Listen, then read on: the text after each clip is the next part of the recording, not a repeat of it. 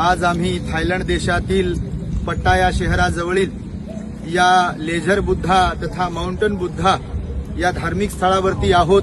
आपण पाहताय माझ्या पाठीमागे या ठिकाणी जवळपास 358 फूट उंच आणि 230 फूट रुंद अशी भगवान बुद्धांची प्रतिमा लेझरद्वारे थाई बौद्ध लोकांनी उपासक उपासिकांनी निर्माण केलेली आहे।